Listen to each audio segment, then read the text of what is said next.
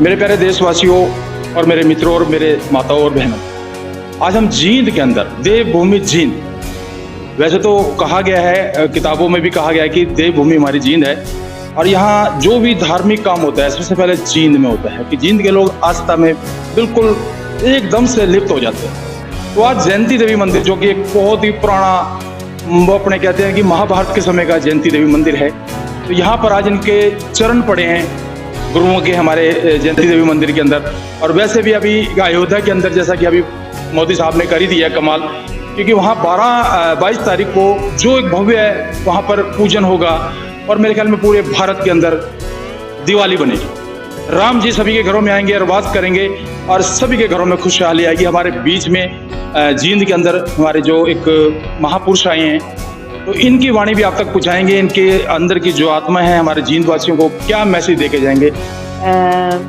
नाम तो सभी प्रभु के प्यारे ही हैं, बाकी शरीर का परिचय कर दिया जाए जो गुरुजनों के द्वारा प्रदान किया गया है, तो साध्वी विभानंद सरस्वती जी भिवानी में योगाश्रम से हम आए हैं। जयंता देवी मंदिर में बहुत बार आना हुआ और इस बार जैसा कि सभी भक्तजनों के लिए बहुत ज़्यादा उत्साह का विषय है, राम कथा का भव्य आयोजन इस मंदिर में किया गया है। उसी सेवा के लिए हमें यहाँ बुलाया है। जी।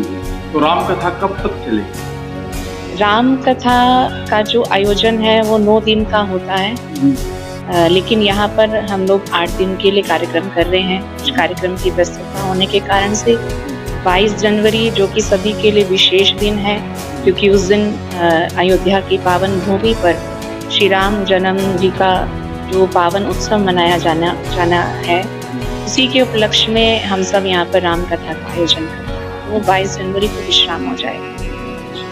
तो हमारे जींद वासियों को क्या मैसेज देना चाहेंगे, जो आप मुख्य वाणी से जो आप यहाँ पर संदेश दे के जाएंगी इस पूजा अर्चना के दौरान, तो कैसे यहाँ पर आप मैसेज देंगे मैक्सिमम लोग यहाँ पर आए? वैसे तो सारा जगत इस बात को जान चुका है कि 22 जनवरी हम सभी के लिए बहुत महत्वपूर्ण होने वाला है। विशेष रूप से जो धर्म से जुड़े हुए हैं, श्री राम से जुड़े हुए हैं, जिनको अपने भगवान में आस्था है, रुचि है, उनके मन पहले से ही उत्साहित हैं कि हम इस प्रकार से इस दिवस को मनाएं। हालांकि सरकार के द्वारा निर्देश जारी हुए हैं कि आप उस दिन एक पुनः दिवाली का पर्व मनाएंगे। हर घर में दिए जगने चाहिए, राम नाम का उच्चारण होना चाहिए, सुंदरकांड पाठ होना चाहिए। किसी भी प्रकार से ये इन प्रकार आप अपने घर में राममय वातावरण को बनाएं।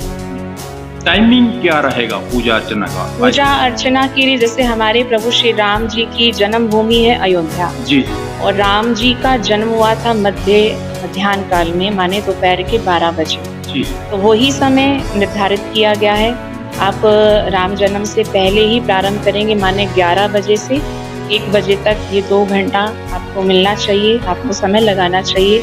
वैसे तो सभी दिन ही सभी समय हमारे लिए राममय होने चाहिए, लेकिन विशेष रूप से आप 22 जनवरी को कम से कम 2 घंटे तो जरूर भक्ति करें, किसी भी प्रकार से प्रभु श्री राम जी को याद करें। हालांकि जहाँ तक सुनने में मिला है कि 16 जनवरी से ही राम जन्मभूमि में कार्यक्रम प्रारंभ हो जाएगा, प्राण प्रतिष्ठा का। और जैसा कि हम लोग भी अभी भिवानी से आए हैं, तो हमारा भी वहाँ पर उत्सव चल रहा था और हमारे सदगुरु भगवान ने बहुत बार ये कहा कि हमारा उत्सव तो बहुत पहले से ही प्रारंभ हो गया। भक्तों के लिए उत्सव तो उसी दिन ही प्रारंभ हो गया जिस दिन राम जन्मभूमि की तैयारी शुरू हो गई थी। तो सभी भक्तजन विशेष रूप से आज से ही शुरू करें, अभी से ही शुरू करें और 22 जनवरी तो जरूर ही करें, जिसके लिए सब ओर से निर्देश दिए गए हैं। दीपावली की तरह आप इस दिन को मनाएं। ये हमारे लिए एक पुनः दीपावली का त्योहार ही हो जाने वाला है, क्योंकि सभी भक्तजनों का एक बहुत बड़ा उत्साह है पर्व के प्रति, राम के प्रति, राम जन्मभूमि के प्रति, तो हम सभी को मनाना चाहिए। हमारे जीवन में क्या बदलाव होने वाला है 22? बदलाव एक सबसे बड़ी बात यहाँ पर ये है कि सत्य की जीत, जो कि हमें हमेशा बताई जाती है कि सत्य की राह पर हमें चलना चाहिए। सत्य कभी पराजित नहीं होता, जीत होने में थोड़ा सा समय जरूर लगता है। तो ये सभी जानते हैं कि श्री राम जन्मभूमि पर आज जो भव्य मंदिर का निर्माण हुआ, इसमें कितने लोगों ने शहीदी दी, बलिदान दिया और उनके दिए हुए बलिदान को हम कभी भी भुला नहीं सकते हैं। और जहाँ तक प्रभु श्री राम जी की बात है, तो राम जी स्वयं मर्यादा पुरुषोत्तम हैं, उन्होंने हमें मर्यादा की शिक्षा दी है। तो आज के परिवेश में हम ये माने कि प्रभु श्री राम जी कितने सरल रहे और कितनी उनके लिए हम कहें कि 14 वर्ष तो उन्होंने वो तपस्या का भाव व्यतीत किया ही, लेकिन उसके बाद भी हम 500 वर्ष मानते हैं ऐसा कि वो राम जन्मभूमि के लिए एक तपस्या चली है, उनके लिए वो वनवास ही रहा है।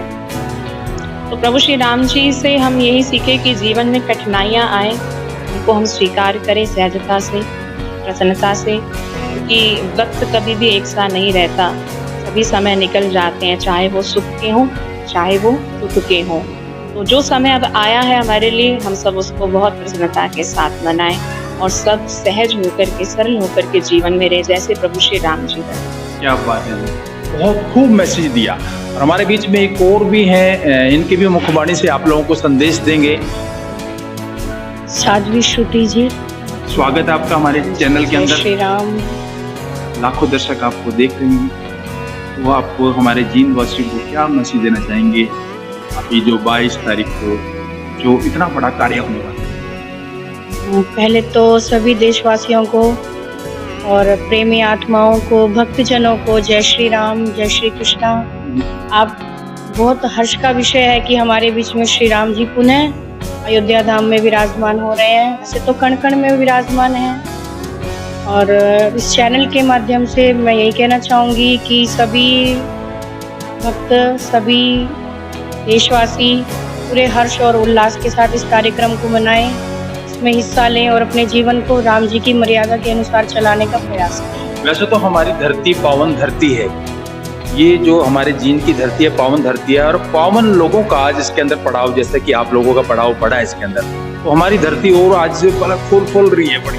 तो आप दर्शकों को क्या मैसेज देना चाहेंगे जो आप यहाँ पर अभी पाठ करेंगे, अर्चना करेंगे 22 तारीख तक, कितने लोग यहाँ पर आए अपने जीवन में बदलाव लेके आए, क्या मैसेज देना चाहेंगे? वैसे तो राम जी को सभी मानते हैं और हम ये होना भी चाहिए, प्रत्येक हिंदू का कर्तव्य कि जो हमारे लिए पूजा का स्थान बनाया गया है, जैसे विद्यालय में जाकर सभी विद्यार्थी विद्या ग्रहण करते हैं, उसका फल उनको मिलता है, ऐसे ही हमारे लिए जो ये मंदिर है, ये हमारी मन की एक पढ़ाई कहें, कुछ भी कहें, जहाँ पर आकर ही हमें वो सच्चा इंसान बनने का रास्ता, सच्चा मानव बनने का, सभी धर्म के प्रति जो कार्य हैं वो सभी को मिलकर करने चाहिए।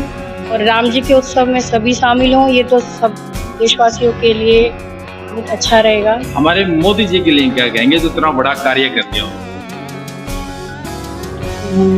इस विषय में तो संतों को राजनीतिक चर्चा पे नहीं आना चाहिए वैसे तो, लेकिन ये उनका बहुत अच्छा प्रयास है कि उन्होंने सनातन धर्म को ऊंचा उठाने के लिए इस मंदिर के लिए, वैसे तो कई मंदिरों का निर्माण उन्होंने कराया, लेकिन ये बड़ा मुश्किल कार्य था जिनका जीतने का श्रेय मोदी जी को जाता है। उनके लिए उन्होंने बहुत अच्छा किया, सनातन धर्म के लिए ऊंचा उठाने के लिए, जो इन्होंने इस मंदिर के निर्माण में अपना पूरा जोर लगा दिया, ताकि अयोध्या में ही बनना चाहिए राम मंदिर। तो बहुत बहुत आशीर्वाद है उनको भगवान की ओर से भी, संतों की ओर से भी, और सभी देशवासियों की शुभकामनाएं भी उनके साथ हैं जिन्होंने इतना बड़ा कार्य किया। चलो जी, बड़े रहिए हमारे चैनल के अंदर, इसको सब्सक्राइब, लाइक, शेयर जरूर करें और दूर दराज तक पहुंचाएं।